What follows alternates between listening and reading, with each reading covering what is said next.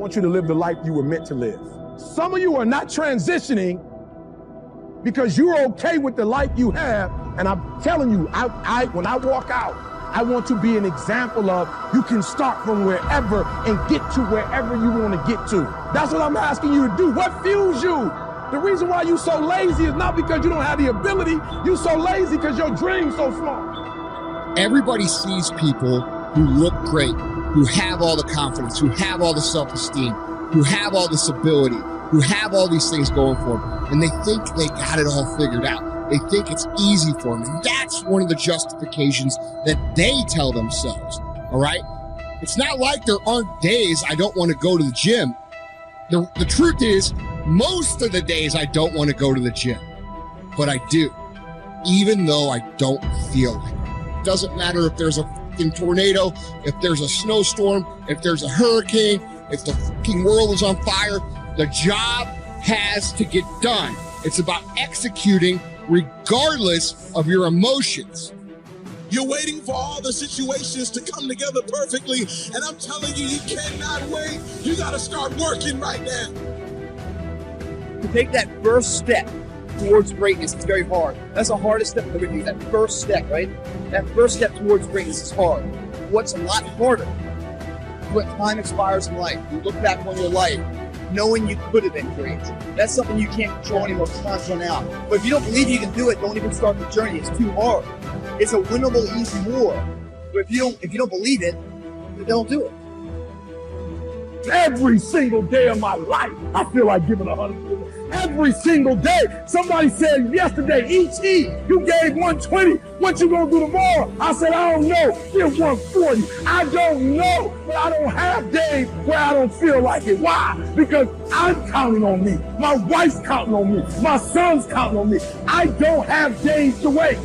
Will there be some times that you want to give up? Yes. When you get into a tight spot and everything goes against you until it seems that you cannot hold on for a minute longer, never give up then, for that is just the place and time that the tide will turn. Never give up then, and that is so important. When you're working on doing the things you want to do and fulfilling your dream, and things happen, there are times when your energy feels so depleted that you want to give up, that it looks just totally impossible. And I can tell you from my own personal experience, don't give up then.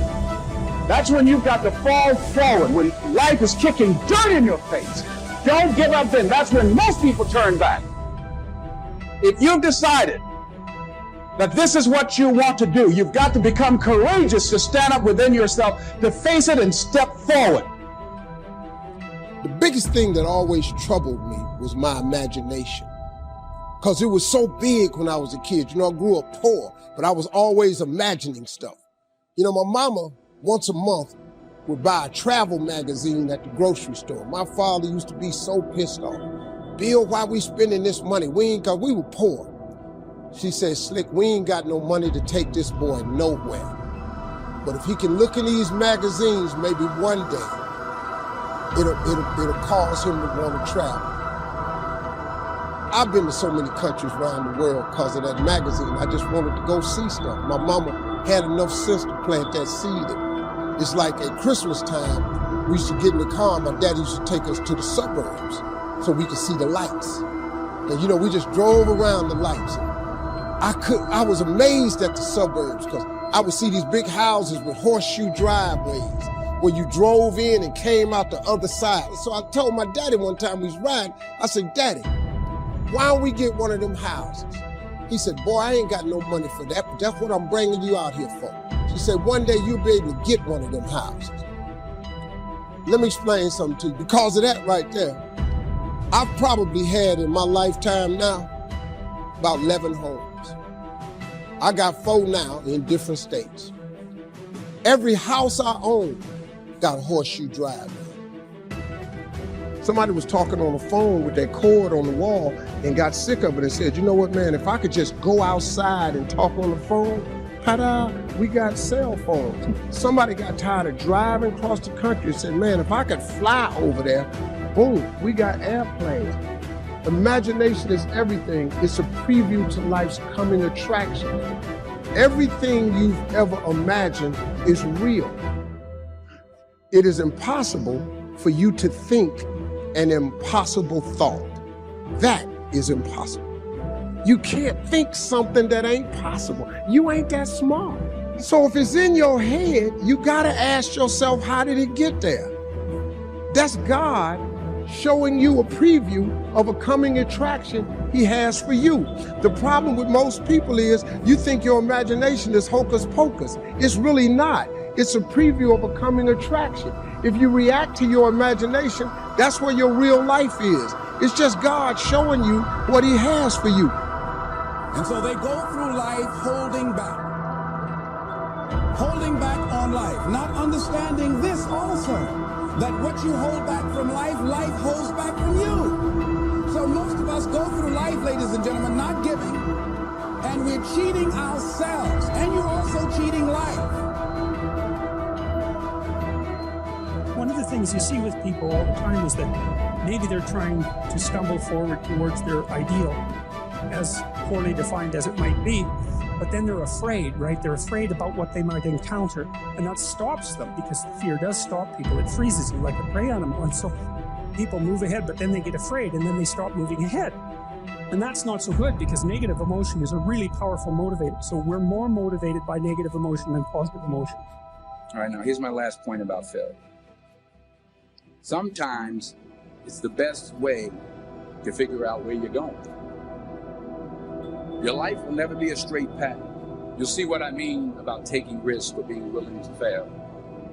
Because taking risk is not just about going for a job. It's also about knowing what you know and what you don't know. It's about being open to people and to ideas. Somewhere along the way, they've lost the ability to focus on the things they are great at, stacking those promises they're making themselves. And the way I get them to break their slump is not correcting their swing or getting them positive. It's getting them to acknowledge the small promises, showing up the batting practice, or getting that extra bucket of balls, beginning to reward themselves for the extra promises they keep to themselves, puts them back in a state of self-confidence. All of a sudden, they're hitting the ball great. The word we use for this, for short, is we call it sensory acuity. Sensory acuity is the idea that you want to become acutely sensitive to whether what you're doing is working or not. You don't want to just say, okay, I know what I want, I know why I want it, I'm going to make it happen, this is how I'm going to do it. You keep hammering it, doing something that doesn't work. People do this all the time, right? Do the same thing over and over again, expecting a different result. It's called insanity. You can't do the same thing again and again, expect a different result. See, it doesn't get the result. Does this mean it's always going to be like that? Not at all. Why? The longer you're in business, you eventually find a group of people that buy into you. You eventually find a group of people that understand how consistent you are. You eventually find a group of people that want to be in business with you forever. You eventually find a group of people that like your style. You eventually find a group of people that like your vision, your crusade, your cause, your mission, and your vision is so big that other people's vision also fits into it. But it won't happen right off the bat. What happens if they change their minds? Do you also change your mind? What happens if they say no? Do you also get down on yourself and say, oh my gosh, I don't have the business for me? No. Don't let other people's emotions and decisions and constant changing their minds dictate your mind. I mean, you know in your bones that you're going to make it out. And I think that's something that was a little different about me. It was like in that hole as advisors were saying, look, just go BK and 7 years from now you can walk away from it. I just knew I would fight my way out of it. And I didn't have to convince myself or anybody else. There's always more room to grow. There's always more knowledge to gain, always more skills to perfect. We're never done with the education process because education is part of the path to wealth.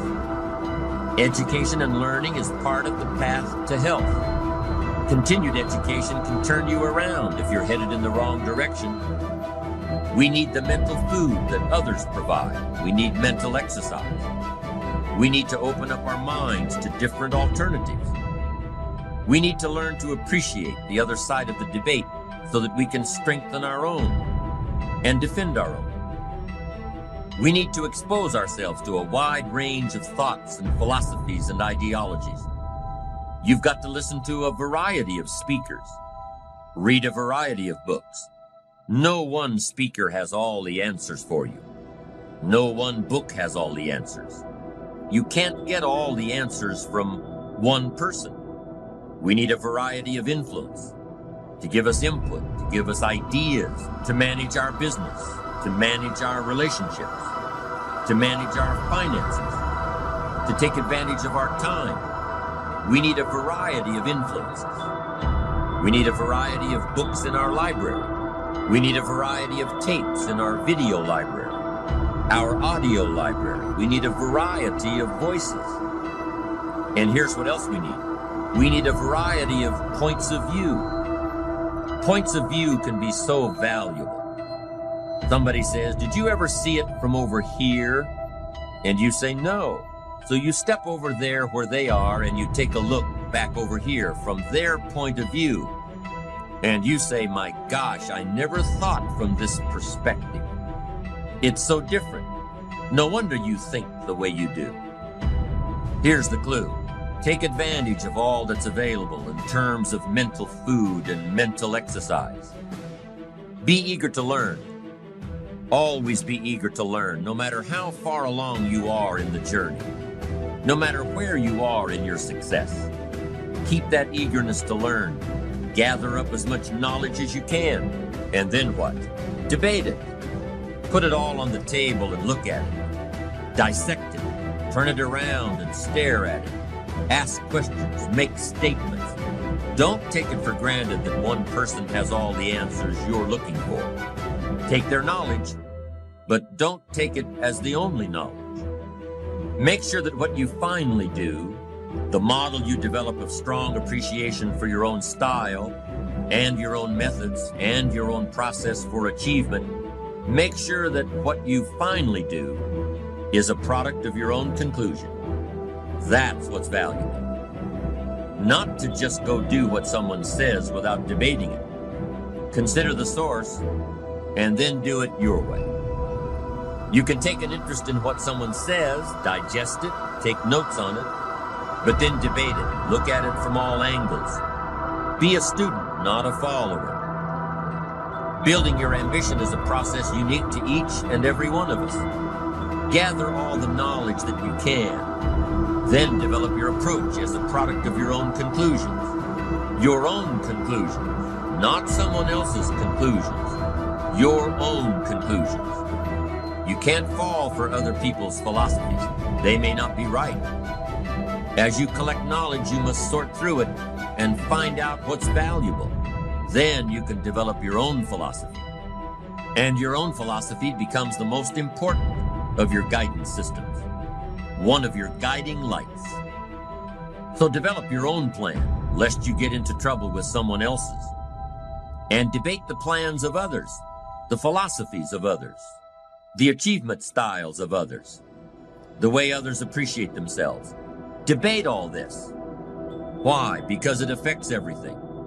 The value you place on your plan, the value you place on yourself, the value you place on life in general affects everything around you. It even affects how you respect time, the 24 hours a day given to each of us to do with as we please.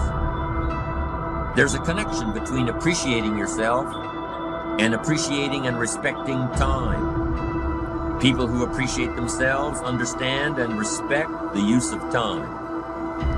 Here's what I call the best-kept secret of the rich. Interesting discovery that I made one day. I couldn't believe it when I found out that rich people have about 24 hours a day, and poor people have about 24 hours a day. Wouldn't that drive you mad until you found out what the difference was? I'm telling you, the difference is in the management of the time. A few simple disciplines practiced every day, and your whole life can change. Your future can change. Your income can change. When they was living, they told me one time, they was sitting up watching TV. My daddy looked at my mama and said, "Bill," he called my mama Bill, and said, "Can you believe that this little boy we had on TV?" She said, "Slick, I can't believe this." I used to send my daddy $5,000 a week. You know, when I first got on TV, I was making $55,000 a week, so I sent my mama there $5,000 a week. When I got into Kings of Comedy, my father was still living. I showed my daddy one time how much money I made. He said, boy, it take me 4 years to make this kind of money. So I was able to give them something with my life. I always wanted God to just lift me up so before my mom and them left this world, I could give them something. I bought them everything, man, houses, cars, furniture. I bought them everything I could think. Try. I'm 62 years old. I still want them to be proud of me. I'm still hoping that they in heaven watching me. And they see me turn into something. That's all I ever wanted. It was in my imagination to take care of me. Everything that's in your imagination, God gonna make it come true for you. You just got to believe that. God make dreams come true. He take poor kids with speech impediments and put them all over TV. If God can do that for me, explain to me how he can't do it for you. You just got to believe, man. Don't ever give up and keep believing, because God is real. Don't you listen to nobody telling you God ain't real. You can learn from negative as well as positive. The Bible is such a great book because it is a collection of human stories on both sides of the ledger. One list of human stories is called examples. Do what these people did. And the other list of human stories is called warnings. Don't do what these clods did. What a wealth of information. What to do and what not to do. I think it also means, however, that if your story ever gets in somebody's book, make sure they use it as an example, not a warning. All the successful people I know and work with around the world are good readers. They just read. They are so curious that they are driven to read because they just have to know. It is one of the things they all have in common. Here's a good phrase: all leaders are readers. And they use cassette programs too, especially while they're in the car or during other times when they can't read. Cassettes can help all of us easily pick up new ideas and new skills. Did you know there are cassettes and books on how to be stronger, more decisive, a better speaker, a more effective leader, have a better effect on other people, become more loving, develop personality, get rich, develop influence, become sophisticated, and people don't use them? How would you explain that? Did you know that hundreds of successful people have written their stories in books and told how they did it on cassettes like this, and people don't want to listen? How would you explain that?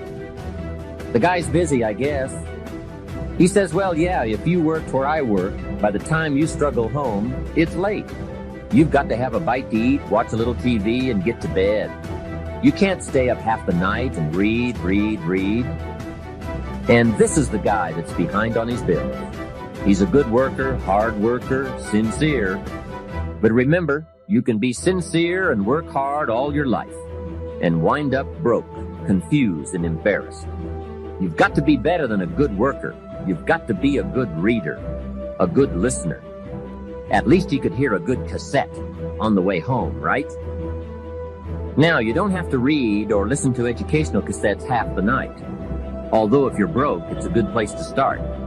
But here is all I ask, just 30 minutes a day. That's all. Stretch it to an hour if you can, but at least 30 minutes. Hear or read something challenging, something instructional, at least 30 minutes a day. And here's the next key. Every day. Don't miss. Miss a meal, but not your 30 minutes. Hey, you can get along without some meals, but you can't get along without some ideas, examples, and inspiration. There's a Bible phrase that says, humans cannot live on bread alone, or food alone. It says the next most important thing to bread is words. Words nourish the mind. Words nourish the soul. Humans have to have food and words to be healthy and prosperous. Make sure you have a good diet of words every day. I told my staff one day, some people read so little they have rickets of the mind.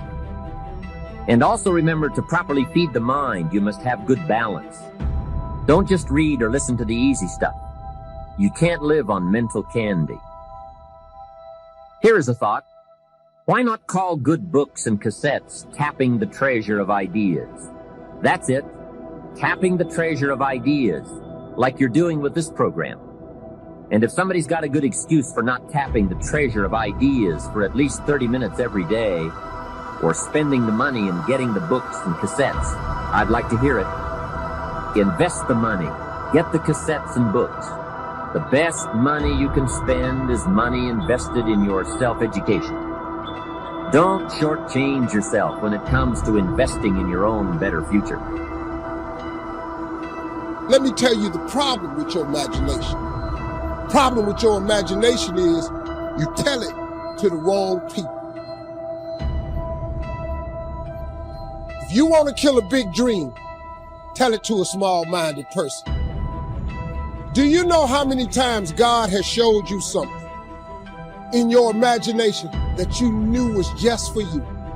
You were so excited when it came to you, you went and you shared it with your family and friends. You know what they did? They shot it down. You know why they shot it down? Because they couldn't see it. You know why they couldn't see it? Because God didn't show it to them. He showed it to you. He showed you the evidence of things not seen. See, they might love you, but they don't know what God gonna do for you. My teacher thought she was sparing me. Take your stupid self up there and try to audition for TV with this stuttering problem. She thought she was saving me.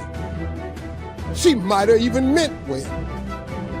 But she didn't know that. See, your mama and them, your cousin and them, your friends, they don't know.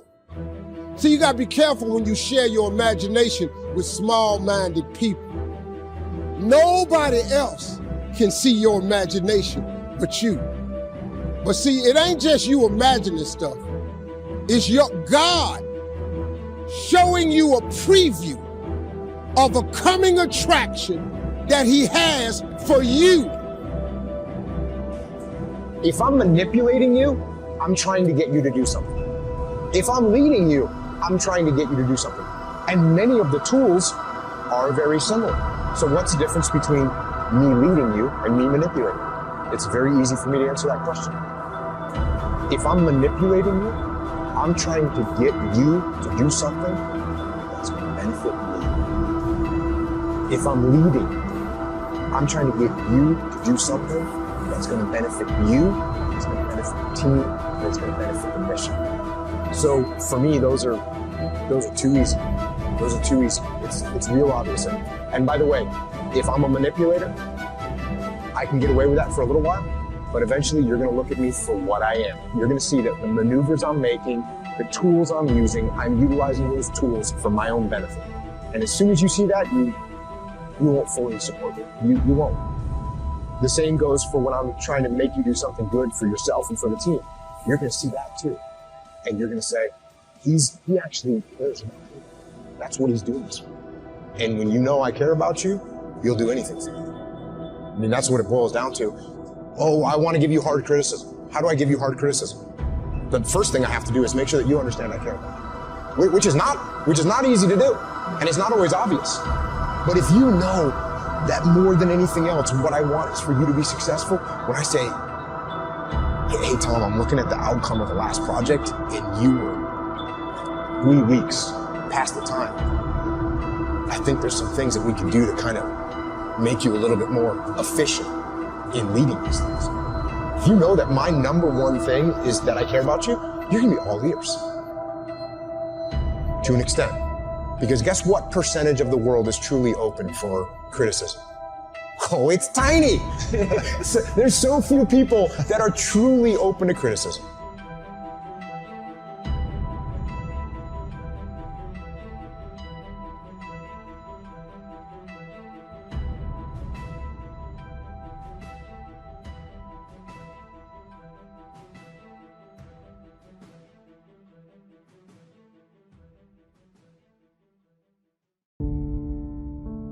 Probably one of the most frustrating experiences in life is looking for an above-average job with above-average pay without becoming an above-average person. It's called frustration. Whenever people fail to achieve their goals 99.9% of the time, you ask them why, they'll tell you it's because of a lack of resources. That's what all these things are. I didn't have the support, right? I didn't have the money. We didn't have the time. We didn't have this. We didn't have that. There's a resource that people believe is missing. And that resource belief structure then keeps people from ever being able to really lead. Because what leaders do is they find a way to maximize whatever resources they have, as little as they may be. And they don't believe in limited resources. What are the emotions that make all this possible?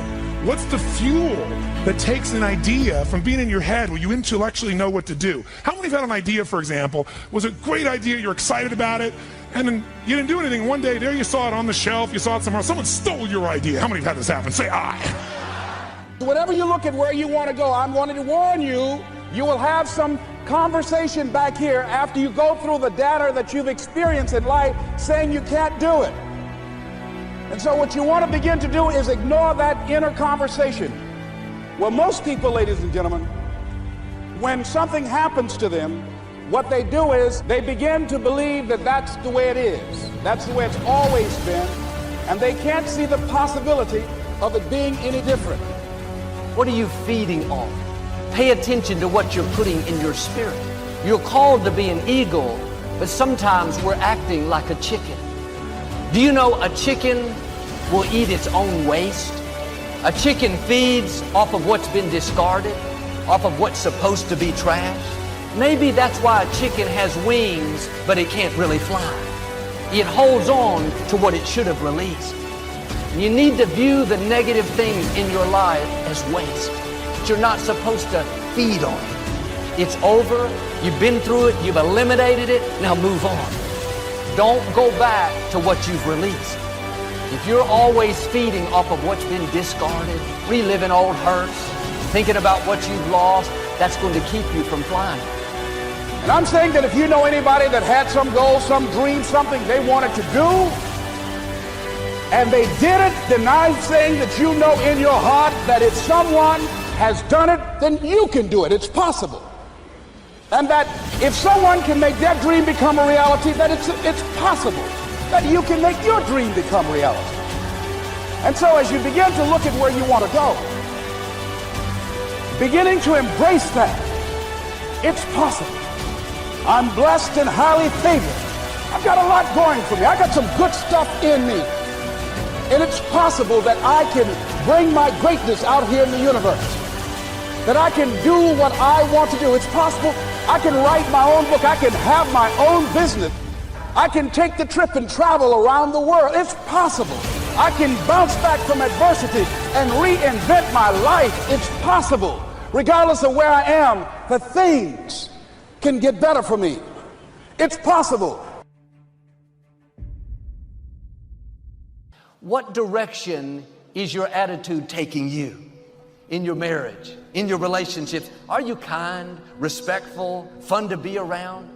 In your career, are you positive, being your best, helping others? Or do you need to make an adjustment?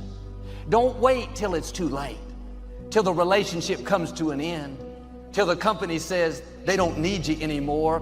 Make the changes now. Get rid of anything you know that's holding you back. Being negative, finding fault, that old attitude doesn't smell good. It's going to taint you everywhere you go. This couple moved into a new neighborhood. One morning while they were eating breakfast, the lady looked out the window and saw her neighbor hanging the wash on the line to dry. And she noticed the wash was so dirty and so dingy. She said to her husband, "That neighbor doesn't know how to wash. The clothes aren't clean. She must not even use detergent." Week after week, she looked out this window and saw the clothes and made the same comments about how dirty the laundry was. One morning, she looked out the window and the clothes were as clean and bright as could be. She couldn't believe it. She called her husband in, said, "Look, she finally learned how to wash. I wonder what happened." The husband smiled and said, "Honey, I got up early this morning and cleaned our windows." The problem wasn't that the neighbor's laundry was so dirty. The problem was the window the lady was looking out was not clean. Many times, how dirty our neighbor's clothes are depends on how clean our window is. The scripture says, "To the pure, all things are pure." And if you're always finding fault, complaining about the traffic, critical of your spouse, may I suggest your window is dirty? The problem is not external, it's internal. You're looking through a tainted filter. At some point, we have to look in the mirror and say, maybe I'm the one that needs to change. Maybe I've developed a habit of seeing what's wrong rather than what's right. Maybe I've trained myself to be negative, disrespectful, hard to get along with. That's why it's so important every morning to put on this fresh, new attitude. I'm excited about this day. I don't have to go to work. I get to go to work. I'm grateful for this job. I'm not focusing on what's wrong. Lord, I want to thank you for what's right in my life. You know what you're doing? You're cleaning your windows. Now, think of this for a moment. You and I have infinite potential. Now, I said before, I don't know how much infinite is. I just know it's a lot. Has no beginning and no end. That's the potential we've got. We've got all of this power, yet if you watch the way most people live, you would think that they were just about out of juice. A lot of people, when their heart stops beating, it's going to be a formality. I mean, they just sort of sit. They never really get it going. Yet we have infinite potential. We're dealing with something pretty big. If we're going to find out something about ourselves, we have to look at this. You say, this is over my head. No, it's not. I teach this to kids. I got it. This all tied into the science of getting rich. Rich resources are lying dormant within us. You and I are spiritual beings. There's only two sources of reference to go to find out anything about ourselves. One's science and the other's theology. You'll hear people say they're having a spiritual experience. They're not having a spiritual experience. They are spiritual. They're having a physical experience. We're spiritual beings living in physical bodies, and we've been gifted with an intellect. Most people really don't understand that part. But that's where the power lies. All right? And our emotional state is going to be determined by how we use our intellectual factors. Andrew Carnegie told Napoleon Hill, he said, any idea that's held in the mind, that's emphasized, that's either feared or revered, will begin at once to clothe itself in the most convenient and appropriate physical form that's available. You see, Dr. J.B. Ryan said the mind is the greatest power in all of creation. Very few people understand it. If you go on our website, you just go to bobproctor.com, you'll see a quote there by Dr. John Mike, a psychiatrist from Florida. He said, I taught him more about the mind in 1 year than he'd learned in 4 years of medical school, 5 years of psychiatric training. And what I taught him was just what a Dr. Roeder taught me. I was always amazed by that. I thought, what do they teach you in medical school? You know, and what we're doing is getting in at the non-physical side of ourselves, and that's where all the power lies. It's a beautiful concept as we start to understand it. What do we need? We need understanding. You really want to change your income, you've got to change your understanding. Now, there's only two things you have to know to really make things happen big in your life. Number one, you have to know where you are, and number two, you have to know where you're going. Now, you see, most programs get you focused on where you're going. That's very important that we have a goal. You've got to know where you're going. But what happened to me that was totally different is Ray Stanford got me to focus first on where I was. He got me to look at what I was doing with my life, got me to take responsibility. He said, your results aren't bad and they're not good, they're just results. Nothing's bad or good except our thinking makes it so. He said, you have to ask yourself, are those the results you want? And I said, no. Well, he said, if you will pay attention and you'll do what I suggest, I can show you how to change it. You see? And my whole life started to change. Most people get us focused on the goal. If we don't know where we're at, we're not going to... Let's suppose we all bail out of a plane and safely land somewhere on the planet. Our objective is to get to this room. Now, we know where this theater is. We know where this room is. Our problem is we don't know where we are. Now, let's say it's overcast. We'll build a ridiculous situation. It's overcast. There's no street signs. There's no wind. There's no compass. There's no map. There's no people. But we know we're on the north. I mean, we could be in Milwaukee heading towards the Canadian border. We could be in Los Angeles heading towards Tijuana. You could be in Atlanta heading towards Miami. We could be right outside this theater and walk away from it. If we don't know where we are, it won't matter where you're going. So you see, we've got to take a good, honest look at ourselves. What am I doing? What works? What doesn't? Who am I? And as we really get a grip on this, everything in our world will begin to change. You see, what we're seeking always is greater awareness. We're always wanting to raise our level of awareness, because our results are an expression of our level of awareness. And the only way to improve results is to increase our level of awareness. All right? Now, effective goals inspire us to move to increasingly higher levels of awareness. Now here, yes, what you'll find that people say they want. They want greater health, happiness, peace of mind. All these results are the result of a higher level of awareness. So it's awareness that we should be seeking. We want to raise this, and everything else starts to happen. It happens like unadulterated magic. That's what happened to me, and I couldn't understand it. Now, there's a basic law that said everything in life is either growing or dying. It's either create or disintegrate. So you're never going to stay where you are. Your results are going to get better, or they're going to get worse. It's create or disintegrate. No one stays where they are. Now, the truth is, I think most people get a little better and a little worse, a little better and a little worse. When they get a little better, they're forcing it, but force negates. You see, there's something inside of you that's urging you to grow. This is the spiritual side of our personality. It's the essence of our being, and spirit's always for expansion and fuller expression. There's something in you that wants you to grow. If you run, you want to run faster. If you jump, you want to jump higher. If you sell, you want to sell more. This is good. It causes dissatisfaction. Dissatisfaction is a creative state. My grandmother pretty well raised me, and she taught me that I should be satisfied with what I've got. Grandma was wrong. I should be happy with what I've got, but never satisfied. It's dissatisfaction that gave us the incandescent light. It's dissatisfaction that gave us air travel. It's dissatisfaction that gave us the internet. All those things were always here. People just became aware of them. Way to fly an airplane was always here. We can go all over the world now. We're not a long ways from anywhere. We're only a short period of time away.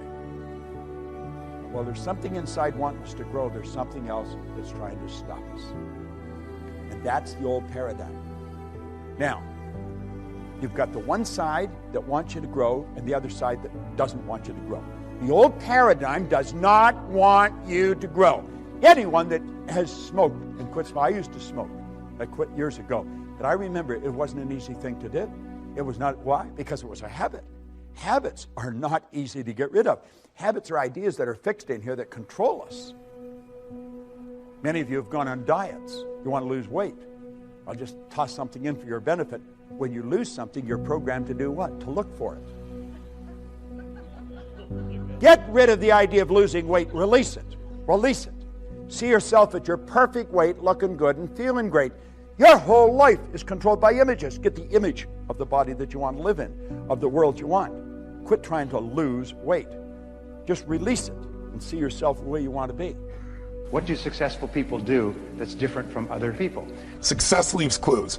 If someone has done very well financially for decade after decade, they're not lucky. They're doing something different. If someone is fit and healthy and they've managed it for 20 years, they're lucky. They got a great relationship. They're not lucky. One of the things that we find is that successful people, all of them, are very action-oriented. In other words, if they get an idea, they move quickly on it. If they learn something new, they try it out. Now, people say, well, what if it doesn't work? Well, if it doesn't work, find out quickly. There's a rule, just try quickly and fail fast. If somebody's wealthy and happy, you gotta listen. For things to change for you, you've got to change. Otherwise, it isn't gonna change. Resources are interesting, but the ultimate resources are the feelings of emotion that make you resourceful. Resourcefulness is the ultimate resource. The wonderful thing is that you can't lose by trying something new. So if you were to take successful people, and there's many studies that have been done on this, if you could only look at them through a window and look at a group of people, look through the window, you could tell who the successful people are because they're always in motion. They're always trying more things. They're always active. Unsuccessful people are always waiting for everything to be just right. It's like waiting for a bus on a street where no buses go. They're still waiting. Where's the bus? The bus never comes. Successful people are always taking action. So if all you do is just take more action, just get busier, you'll be more successful. It's possible to do much better at the marketplace if you go to work primarily on yourself. Learning to work primarily on yourself. How do you develop an above-average income? And the answer is, become an above-average person. Develop an above-average handshake. Some people want to be successful. They don't even work on their handshake. As easy as that would be to start on. They let it slide. They don't understand. Develop an above-average smile. Develop an above-average excitement. Develop an above-average interest in other people. Develop an above-average intensity to win. See, that'll change everything.